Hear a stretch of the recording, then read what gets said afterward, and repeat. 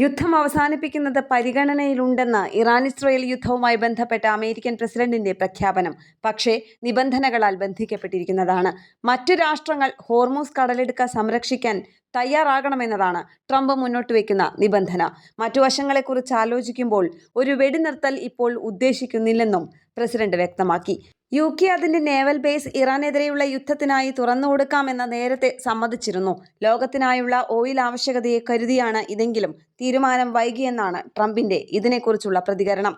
ഇറാന്റെ ആണവശേഖരം പിടിച്ചെടുക്കുകയോ മറിച്ച് സുരക്ഷിതമാക്കുകയോ ചെയ്യുകയാണ് ലക്ഷ്യമെന്നാണ് ട്രംപ് അവകാശപ്പെട്ടിരുന്നത്. അതുകൊണ്ടുതന്നെ ഇറാൻ ഭരണകൂടവുമായി ചർച്ചകൾക്ക് തയ്യാറാണെന്നും എന്നാൽ നിലവിലെ സാഹചര്യത്തിൽ വെടിനിർത്തൽ പ്രഖ്യാപിക്കാൻ ഉദ്ദേശിക്കുന്നില്ലെന്നും ട്രംപ് പറഞ്ഞു. ശത്രുപക്ഷത്തെ പൂർണ്ണമായും തകർക്കുന്ന ഘട്ടത്തിൽ വെടിനിർത്തൽ പ്രഖ്യാപിക്കുന്നതിൽ അർത്ഥമില്ലെന്നാണ് ട്രംപിന്റെ വിശദീകരണം.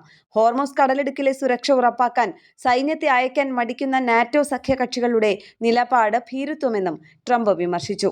അതേസമയം ഇറാന്റെ ഡ്രോണുകൾ തകർത്തെന്ന് സൗദി പ്രതിരോധ മന്ത്രാലയം അറിയിക്കുന്നു. തുർക്കിക്കും ഒമാനുമെതിരായ ആക്രമണങ്ങളിൽ പങ്കില്ലെന്നും ഇറാന്റെ പരമോന്നത നേതാവ് മുജ്തബ ഖമനയി പ്രതികരിച്ചു. 59 ഡ്രോണുകൾ തകർത്തെന്നാണ് സൗദി പ്രതിരോധ മന്ത്രാലയം അറിയിക്കുന്നത്. ഗൾഫ് രാജ്യങ്ങളിലേക്കുള്ള ഇറാന്റെ ആക്രമണം തുടരുകയാണ്. അതേസമയം ഊർജ്ജ സ്രോതസ്സുകളിലേക്കുള്ള ഇറാന്റെ ആക്രമണത്തെ ഇന്ത്യ അപലപിച്ചു.